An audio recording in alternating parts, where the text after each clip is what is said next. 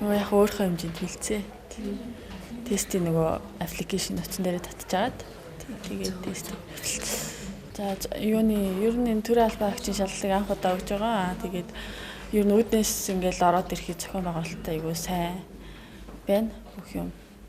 Зохион байгуулалт сайн байсан гэж бодож байна. Урд нь төрийн албан шалгалт өгж байгааг анхны удаа өгж байна. За шалгалтаа өгөөд гадарсан тэнцсэн үү? Тэнцсэн. За хэд удаага төрийн албан шалгалт өгч байна? За анхны удаа өгч байна. Анх удаага өгч байна тий. Шалгалт өгөхөд ямар нэгэн бэрхшээлтэй тийм одоо техникийн хувьд ч юм уу асуудал тулгарсан уу? Үгүй.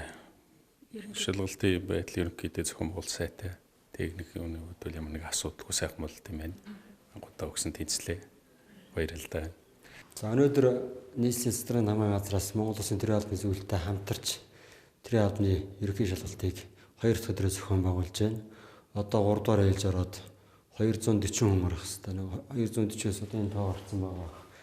Бас зарим улсууд ирээгүй ингээд шалгалтаа зохион байгуулж байна.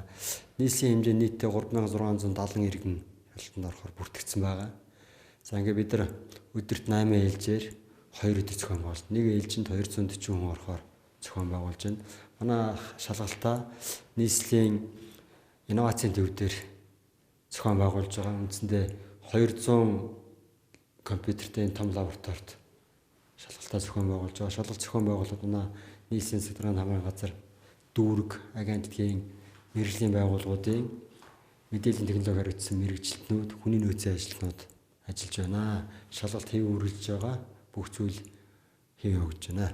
За энэ жилийн шалгалтын одоо шинэ дэвшилтэт технологи нь бол улсын хэмжээнд нэгэн зэрэг нэг цаг хугацаанд эхлүүлж авлаа. Өчигдөр буюу 2019 оны 11-р сарын 16-ны өдрийн өглөө 9 цагт одоо 21 аймаг нийслэлд хамтдаа явуулж байна. За нийслэлийн онцлог гэх юм бол одоо нэг цаг хугацаанд 240 одоо албан хаагчаас иргэнээс шалгалт авах юм бол шаардлагыг бол одоо хангаж ажиллаж байна. Энд бол техник, тоног төхөөрөмж, байр танхим, гэрэл захилгаан, интернетийн сүлжээгээд хүн хүчний бүх одоо үйл ажиллагаан дээр бол нийслэл бол одоо чадварлаг зохион байгуулж ажиллаж байна гэж ойлгож байна. За мөн аймагуудад одоо шалгалтууд явагдсан өчигдөр. За улсын хэмжээнд бол нийтдээ нэг 9000 орчим иргэн бүртгүүлсэн байна.